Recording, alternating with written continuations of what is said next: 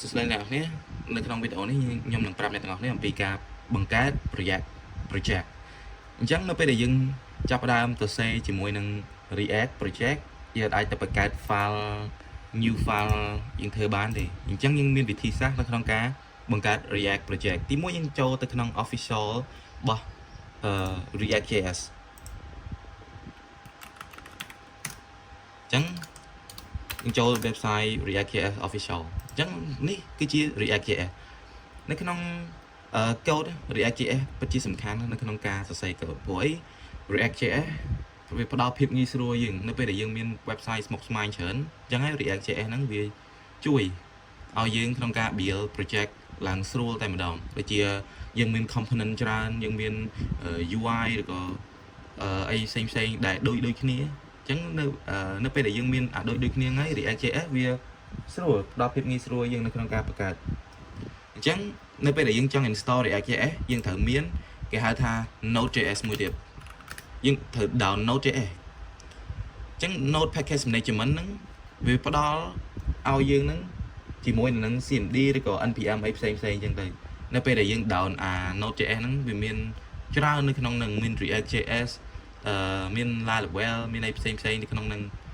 អញ្ចឹងទៀតនៅហើយមាន tool មួយទៀតគេហៅថា Vite អញ្ចឹងនៅត្រូវ install Vite មួយទៀតភាគច្រើនគេប្រើ Vite នេះជាមួយនឹង CMD Git ឬក៏ Git base អីផ្សេងទៅ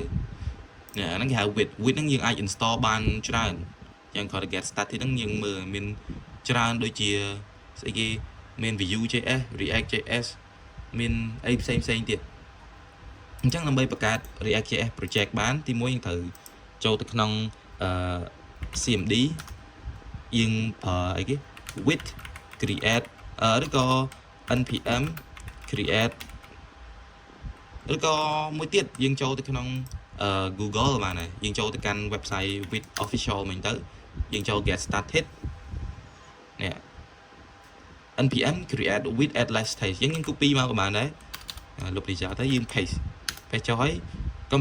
កន្លែង CMD យើងហ្នឹងវាចាប់ដើមគណនាយើងហើយវាឲ្យយើង V project ណាមកយើងតើ project React project របស់យើងណាចង់ដាក់ឈ្មោះគេអញ្ចឹងខ្ញុំដាក់ថា my React app យើងអត់ប្រកាន់ទេអ្នកទាំងអស់គ្នាយើងចង់ដាក់អីក៏បានដែរអញ្ចឹងយើង enter នៅក្នុងនេះវាឲ្យយើងជ្រើសរើសតើយើងចង់ជ្រើសរើស framework មួយណាអញ្ចឹង React.js គឺជា framework របស់ JavaScript អញ្ចឹងយើងសរសេរ React.js អញ្ចឹងយើងចុច React មកបើអ្នកទាំងអស់គ្នាសេ Vue យើងចុច Vue មកអញ្ចឹងចុច React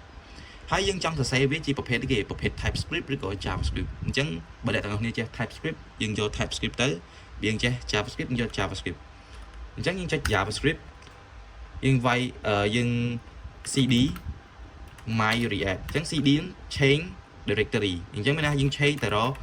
file របស់យើងអញ្ចឹង my react app អញ្ចឹងវាចូល directory របស់យើងអញ្ចឹង npm i ឬក៏ npm install បានហើយអញ្ចឹងវាចាប់ផ្ដើមគណនាproject របស់យើង